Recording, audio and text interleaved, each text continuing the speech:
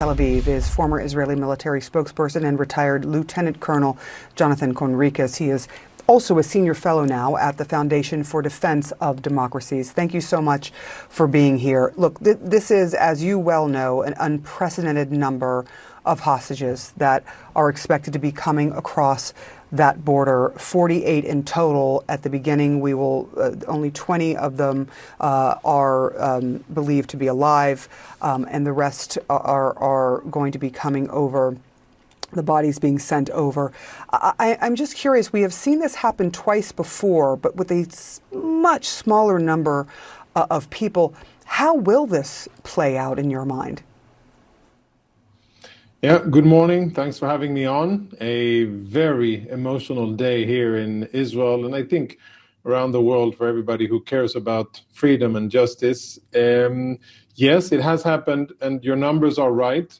I think the only thing I would add is that we have early indications from Hamas that in terms of the bodies of murdered hostages that will be returned, we will be a few people short. Now, it's supposedly, allegedly, according to Hamas, a single-digit number. It's not many that they cannot find, but we understand that at the end of this day, we are anticipating to have all of the live hostages back in Israel and the overwhelming majority of the murdered ones.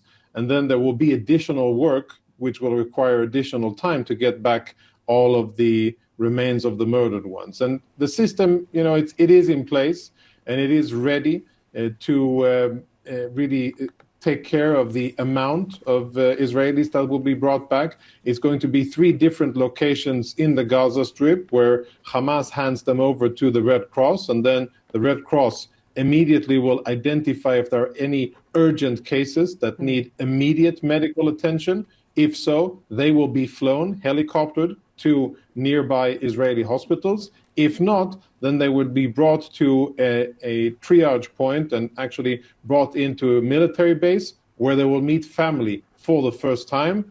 And then they'll be able to change clothes and shower. And from there, they will be taken by helicopter to the nearest, to one of the 3 designated hospitals to meet with extended family and to undergo significant processes. Yeah, I just want to reiterate the extreme emotion that is pouring out from these families. We are looking live at Hostages Square there in Tel Aviv, and they have pictures of hostages. They have been there all this time, over the 2 years, on a daily basis, hoping for this moment and waiting for this to happen. And I do wonder, from your perspective, just if you know anything about the condition of these hostages, because you yourself saying, look, the Red Cross will be the first, as they have been in the past, to have the hostages handed over to them. And then from there, they will be assessing just what state those who have survived this horrific 2 years, what state they're in. Has there been any sense of just how many hostages may have injuries from 2 years ago, never mind what has happened to them since? Yes, well, Sarah, we anticipate pale, starved or extremely malnourished and wounded Israeli hostages that have endured horrible Hamas torture and some of the most difficult conditions underground, and that for 2 years. So the medical staff anticipate very difficult situations. We don't have specific intel as to what exact medical condition each and every live Israeli hostage is in, but if history is any guidance here, we've seen Israeli hostages, especially the men who were kept in captivity for a longer time. Some of them emerged in extremely malnourished situation, having lost 30 or 40% of their body weight and even more. So the system here, and luckily we have experts that are in place, medical professionals, both for the physical aspect and very importantly the mental aspect. And there's a lot of experience to go by because we've already had more than 150 hostages released already, almost 200 hostages released already. So therefore there's a lot to build on here. And most importantly, I think families there will be a familiar face, an Israeli familiar face for the hostages to see, and I think that will be extremely important. Let me turn now to the situation that is happening in Gaza. We are seeing humanitarian trucks being let in numbers that we have not seen before. But I want to ask you about what is happening militarily. Israel still has about 50%, it is occupying about 50% of Gaza. And we are now seeing images from great reporting from our team, Tim Lister and Ibrahim Daman, showing images of Hamas reasserting its control of the parts of Gaza that are not being occupied by the Israeli military. When you look at this and you consider there is a phase 2 of this, do you see this as Donald Trump says, the war is over? Or do you see this as something that is going to turn into something that could quickly turn into going right back into a conflict, a war between the two? Yes, well, if we land this on the on reality here, then what we have is a ceasefire, which hopefully will bring back Israeli hostages and unfortunately release Palestinian murderers from Israeli prisons. That is what we have so far in a real context here. On the ground, very worrying scenes of what Hamas is doing. They are establishing themselves, re-establishing, and they are simply put executing people, anybody that they have had issues with.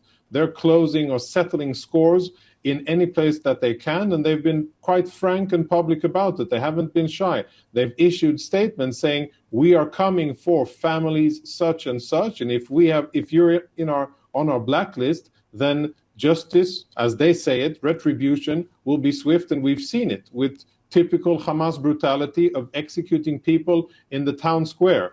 And that is very worrying because the part of the whole deal here is that Hamas isn't allowed to continue to govern the Gaza Strip and that it must disarm. Now, it's pretty simple and straightforward. From an Israeli perspective, if Hamas doesn't disarm on its own, then it will have to be disarmed. If it is disarmed by others or by some political will, great. If it isn't, where that puts Israel and the region and Gaza is back to that square where that will be necessary to do by Israel. Now, Israel definitely hopes not to find itself in that situation, and I hope that the Qataris, the Turks, the Egyptians will make clear to Hamas that their days are done. Their days of terrorizing the Gaza Strip, of holding them hostage, are over, and that they need to hand over their weapons. If they don't, Israel is definitely ready to do so. But today we focus on getting the hostages back.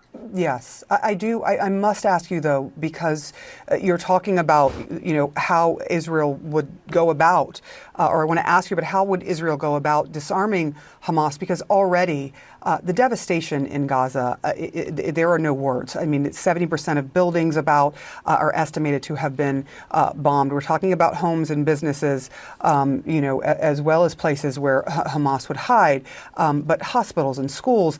There is so much devastation. There is so much life that has been lost there in Gaza from Israeli bombardments. Are you talking about going back to that sort of action where people are already in dire straits, the sort of the residents of Gaza, the civilians of Gaza? I mean, what would that look like, and how devastating would that be for the Palestinians?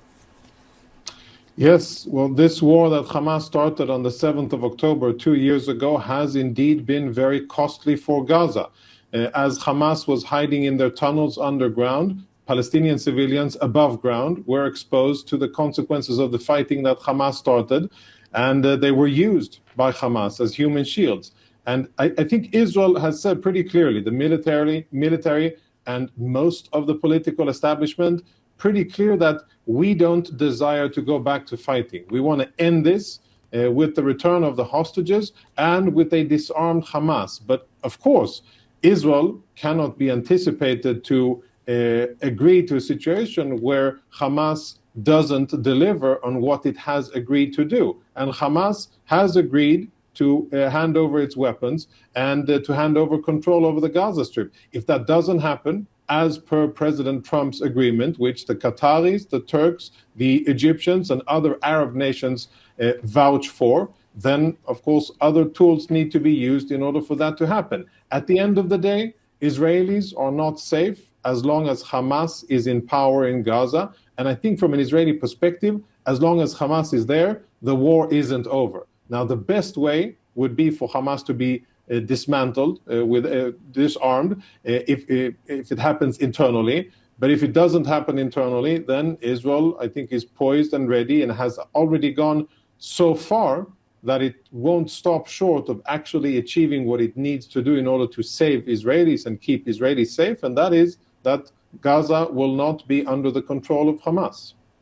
Jonathan Conricus, thank you so much. I know we will be speaking to you again in the coming hours as we get closer and closer to the moment that all the families are waiting for and have been waiting for 2 years, that the full release of the remaining hostages in Gaza will finally be handed over to the Red Cross and then back to Israel. We will be right back.